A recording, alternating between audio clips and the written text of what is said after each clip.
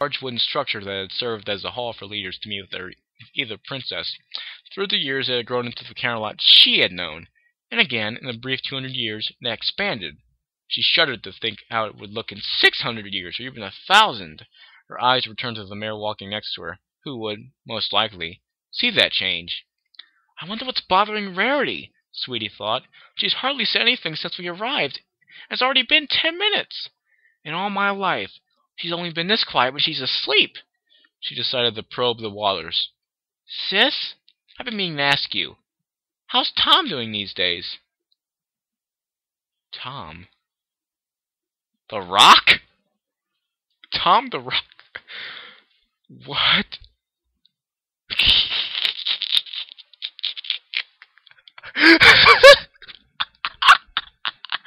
I'm sorry. Hopefully they're talking about Tom the Rock, because that's hilarious. Rarity didn't look at her. Oh, he's doing fine, Dia. I just had dinner with him the other day. With Tom? Rarity blinked and stopped and then looked down at her sister. I'm sorry, dear. I'm afraid I wasn't paying attention. What were we talking about? Tom. And how you had dinner with him the other day. Sweetie Belle gave her sister a look. Oh. Rarity grinned sheepishly. Sis, is something wrong? Rarity sighed. I'll tell you when we get to Twilight, okay, sweetie? Sweetie looked away dejectedly. Fine. The pair made their way into silence once more, towards their objective. Camelot Castle was huge. It remained the same as far as Sweetie could tell, with Princess Celestia's School for Gifted Unicorns and the Royal Library being a part of the castle, making the structure even larger. The older unicorn led Sweetie to one of the entrances. A guard looked up, ready to stop them, but hesitated as he recognized Rarity. After a second, he moved aside, letting them pass. As soon as they had crossed the threshold, Sweetie knew Twilight was in the building. There was a feeling all around her. The purple unicorn's magic seemed to permeate the air itself. So this is the Royal Library. You know, last time I was at Camelot Castle, we didn't really get to see... Philly's voice faded as she stood there, gaping at all the books. She felt a shudder run down her back. Jesus, Rain! So much knowledge! She eagerly trotted to one of the bookshelves. Oh, wow! She levitated a thick tome out. A first edition of Secrets of Transmutation Theory by Phantom Image. Twilight was always complaining that the library in Ponyville didn't have a copy. Take it back with you. Rarity blinked in surprise. Why, sweetie, I didn't remember you being so studious. Oh, I learned a lot from Twilight, Sweetie commented as she searched through the index. When you left me to study with her, I slowly started to like reading, and now... She smiled at Rarity. I've been learning so many spells. Oh, and take a look at this. As her horn glowed with magic, a small hole in the air appeared, and a notebook with a gem-studded cover floated out. Cautiously, Rarity approached the desk where Sweetie had laid open the notebook beside the old tome. The young unicorn slid out a parchment with an official Camelot seal on it. Look, sis! Sweetie smiled with an obvious pride as she presented the paper to her older sister. Rarity looked at the parchment in surprise. Sweetie, this is... You were accepted in Celestia's School for Gifted Unicorns? Yep, young unicorn giggled. I was surprised, too, after the way my test went, although I think I could have done better if Nightmare Moon hadn't sneezed at the last minute. The fashion designer blinked. I'm still rather shocked that you actually knew Nightmare Moon.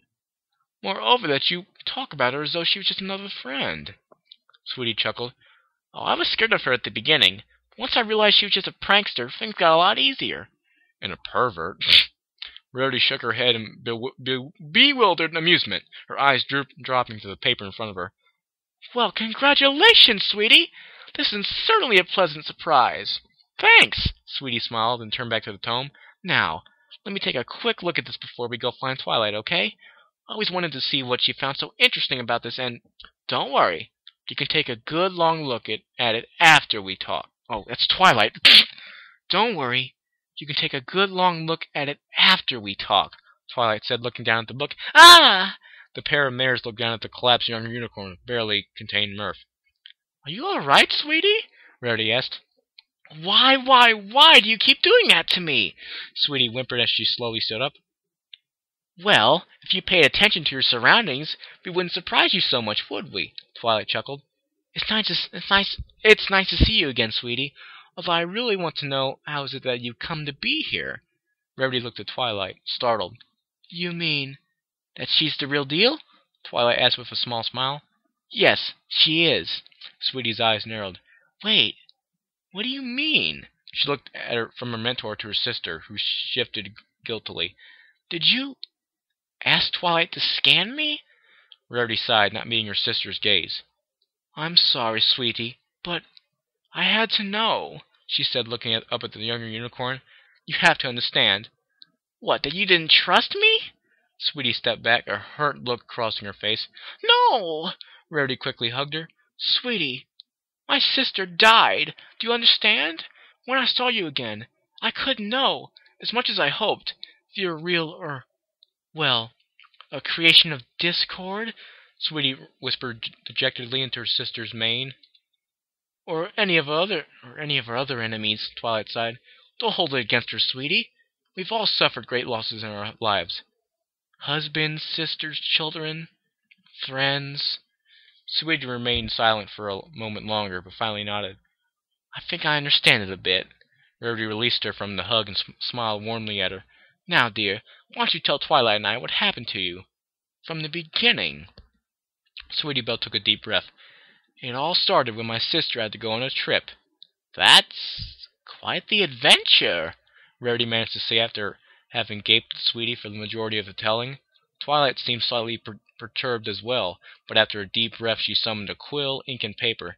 Okay, we should go over some details. Like what? Sweetie asked. Rarity smirked. Like how Twilight and the great and powerful Trixie came to share a bed, of course. Oh, God, you're a pervert too, Rarity. Right, Twilight blinked. Wait, I mean, no! Wait, what? No, Rarity! You know I'm not in the mares.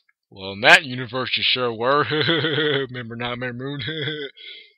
Sweetie and Rarity blinked. You're not? They asked at the same time. No! I don't think there was ever any doubt, Twilight snapped. You just stole her catchphrase. Trixie's catchphrase. You sure didn't get that from her? You know, when mares have sex, they sometimes qualities rub off on them. I'm just saying, Twilight snapped. Now, sweetie, I'll ask some questions. Try to answer them as best you can, okay? Okay, but... First question, Twilight interrupted. Do you remember the names of the items the princess gave your Twilight? Sweetie thought for a second. No, I just know what I told you. They had something to do with time and space. Twilight nodded, scribbling down notes. Okay. Based on your description, I can tell that the item is not part of our Canterlot magical items list. I've pretty much seen them all. She wrote down some more and then looked up. What happens when you absorb a crystal? Do you jump immediately? No, Sweetie frowned. The first time I talked to my Twilight through the crystal. And this was in the universe where Trixie and I were a couple? Sweetie nodded. Okay. Do you remember what the Twilight in the crystal told you? She said that I should draw the magic from the crystal. It would take us both home. Twilight blinked and quickly wrote down a couple things. Both of you? Are you sure? Sweetie nodded. Twilight hummed to herself as she finished the notes she was taking. And tell me, how long did it take you to learn to levitate objects? About 2.5 weeks, I think. An illusion? Projecting your voice? Painting Nightmare Moon's room pink? Sweetie tapped her chin with her hoof. Well, Trixie taught me in a different way. She was all about being hooves on and practice, practice, practice, Young Mirror answered. But I would say maybe 3 days. I could do it by the time we were in Nightmare Moon's castle. I see. And you learned a new spell there? Yes, Sweetie replied with a big smirk. You taught me darkness and Nightmare Moon told me to learn night vision. Twilight arched an eyebrow. Really? For a filly your age, I can tell you that just about every spell you've learned is above the curve of average unicorns. Can you cast darkness for me? I haven't tried it. I just want you to try, Sweetie. Twilight smiled. Go on. Sweetie stared ahead for a moment, her mind going back to the lessons she had gone over with another Twilight just a day ago. She closed her eyes and concentrated, mixing the flow of magic in the way the book had illustrated, and remembering every tip that her mentor's interdimensional twin had given her. She heard her sister gasp and opened her eyes. Wait, didn't I just open my eyes? She tried again, only to realize that her eyes were open and that she was surrounded by a thick, inky black darkness. I did it! I did it! On my first try! Well done, sweetie! Twilight's voice came from somewhere beside her. Now, if you'd be so kind as to dismiss it? With an invisible nod, Twilight Twilight. Sweetie released the spell and suddenly light again flooded into the room. That was impressive, Sweetie, Rarity smiled. How many spells do you know now? 7, I think. If you count the pocket dimension spell from my notebook, Sweetie said. Twilight wrote down several notes but looked up to Sweetie. Well, you know how to summon it, but I wouldn't count that as one as a spell by itself, since the properties that control the whole in space-time are actually part of the notebook. I see. So the spell matrix is in continuous flow inside the gems, which are tied by the summon spell to your call, Twilight added. Sorry, I had to take a drink. My throat's getting a little bit dry. But since it is outside of time and space, it can travel across the worlds with me in a matter of speaking, and the spell will release the flow. Sweetie fell silent when Rarity placed a hoof to her forehead. You don't seem to have a fever, the fashion designer muttered. What? You were rambling, dear. No, she's just being nerdy. Twilight continued to scribble away while Sweetie looked down at a sheepish smile on her face. Sorry. Okay, I have another question, Sweetie. Have you noticed an increase in the potency of your spells since you started traveling? The filly in the mare's body blinked. Well, I wasn't able to levitate that much at first, but now I can levitate heavier things, and the area I painted Nightmare Moon's room was directly proportional to the amount of magic applied to it, so... That's a yes, Twilight finished for her. Good. I think those are all my questions for now. What are you thinking, Twilight? Rarity asked, giving her friend a worried glance. I'm not sure. I need to study a bit and analyze some of this data, but I think I have a good idea of what's going on, she sighed. Do you think I could borrow your notebook for a bit, Sweetie?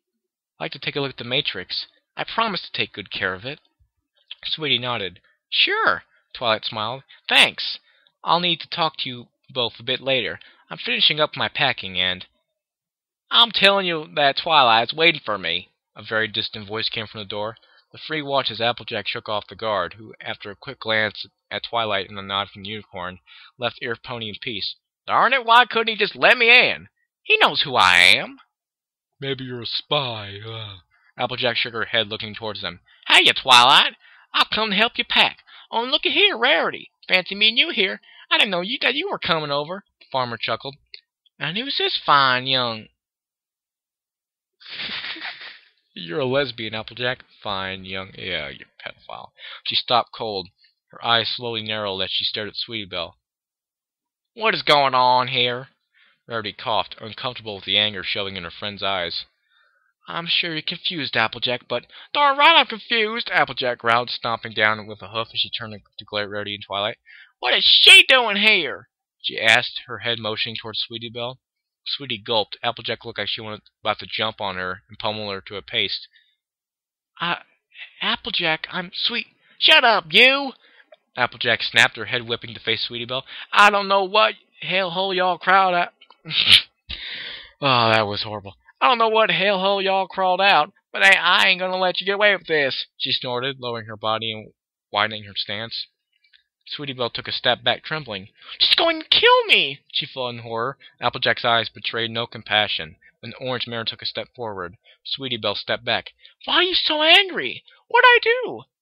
Applejack, please calm down, Twilight gasped. We were explaining this ain't normal. There's no explanation that can justify her being here. Applejack countered, never taking her eyes from Sweetie as she took another menacing step towards her.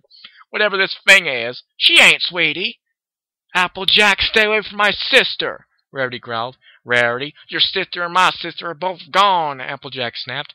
I know you've had a lot of trouble dealing with it, even now. This pony, this thing, it ain't her. But cut the horse apples, Applejack growled, pushing Sweetie back with a forceful shove.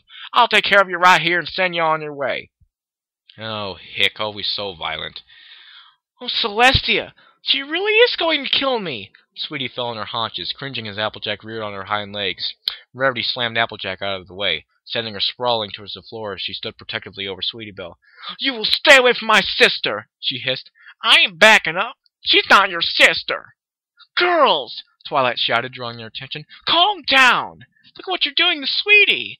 Young Unicorn was curled up next to this table and was looking at Applejack with a completely terrified expression.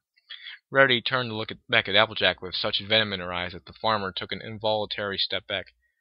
If you ever threaten her like you did, Rarity trailed off, the threat hanging in the air. After a second, she looked down at her cowering sister.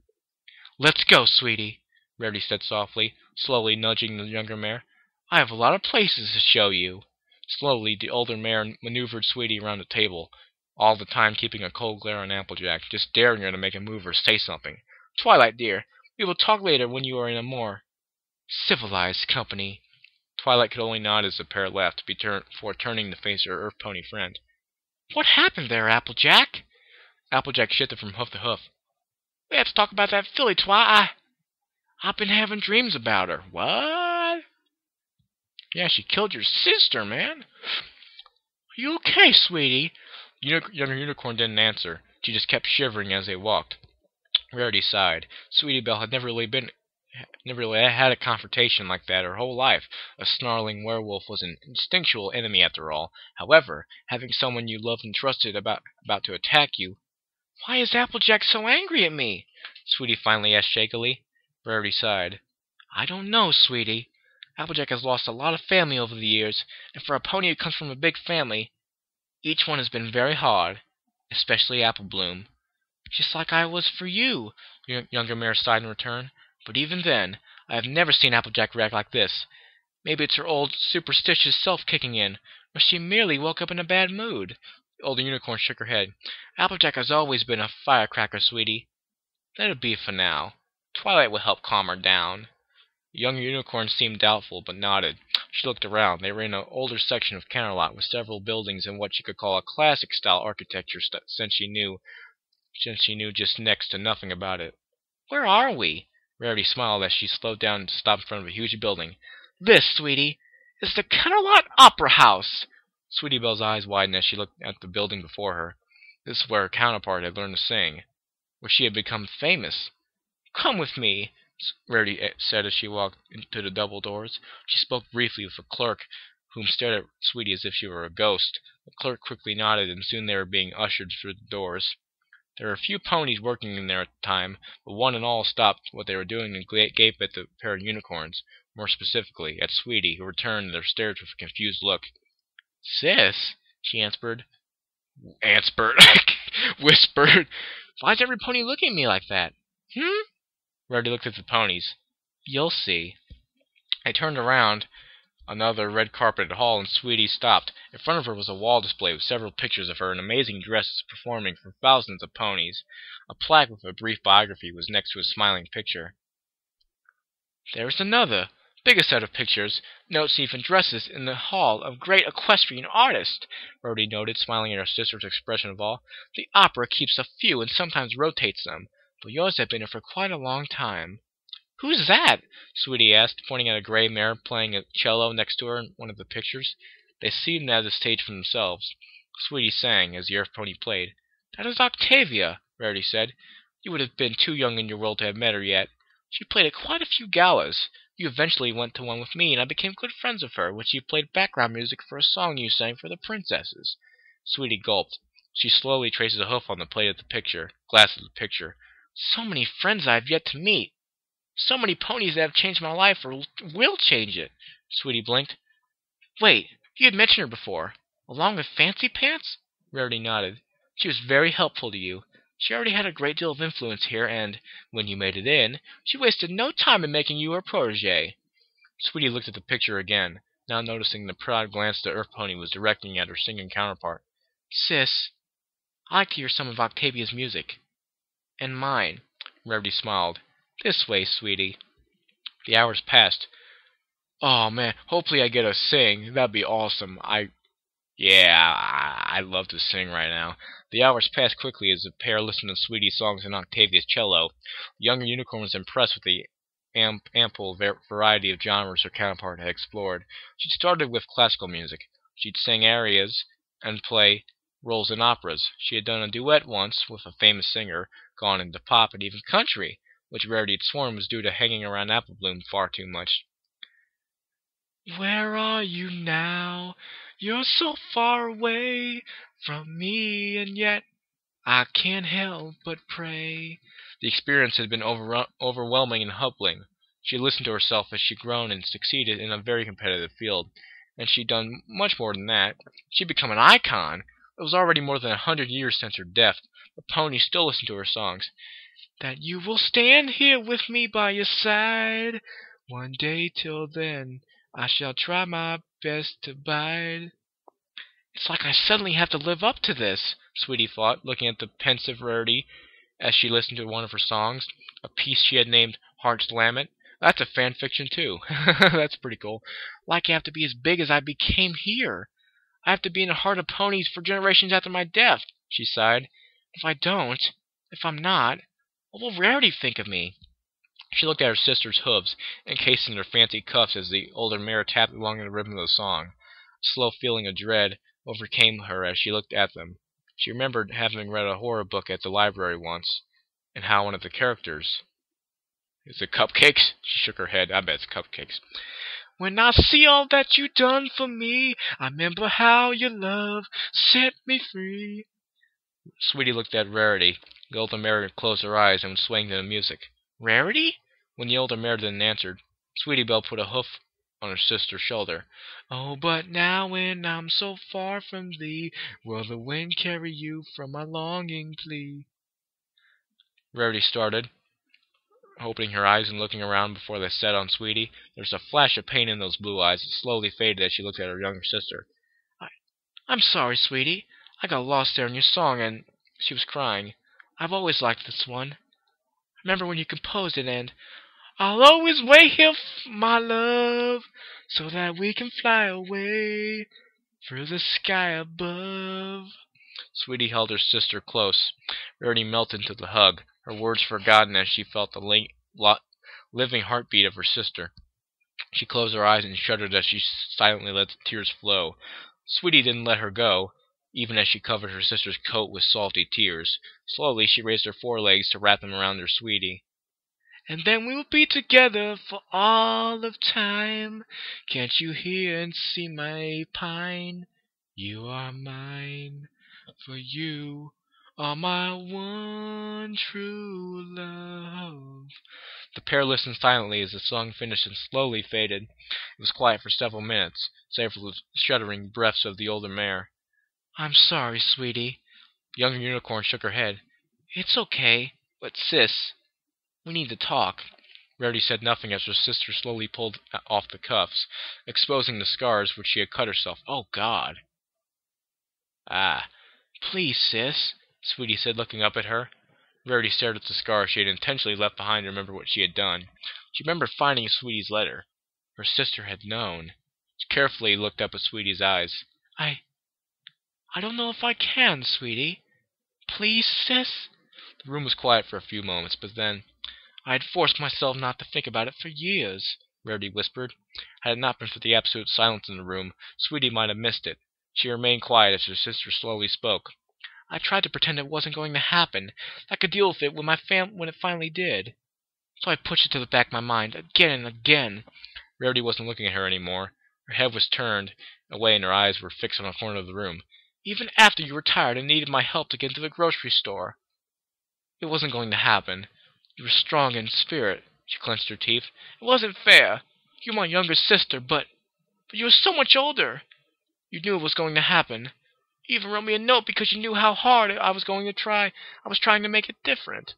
She started shaking and hugged herself, wrapping her hooves around her trembling body. When it finally happened, I found you. You looked so calm, happy even. The older unicorn paused, looking for words. It was beyond me. I couldn't understand how you could be gone, the brightest gem I'd ever have. I couldn't do anything to bring you back. You were the only pony keeping me together, Sweetie, and you were gone. Just like that. Sweetie shifted in her seat. Oh, sis, why'd I have to ask? I'm not gonna lie, I can honestly feel the tears right now. Not crying, but I can feel the tears starting to form. I really can. It was like a rock had crushed me, as if I couldn't breathe, but I was still here. Unicorn closed her eyes in painful remembrance. I was alone. I was all that was left of our family. I didn't want you gone. All my life I've been generous. I've done everything I could to share what I could to make other ponies happy. But the one time I truly wanted something for me, it was snatched away. She fell quiet again, breathing in deeply with her eyes closed. I didn't want to stay. Her voice was again a whisper. I just couldn't. I don't know if I could ever justify it or reason it out. It's not that simple to explain a void or a heartbreak or suddenly feeling like the world ripped away everything from inside you and left you there to suffer. Rarity sighed, voice trembling. And so, when I saw you there, I realized that what had happened, I went to my workroom and I found the scissors. Sweetie was crying as she shook her head in denial. I went straight for the artery. I cut as deeply as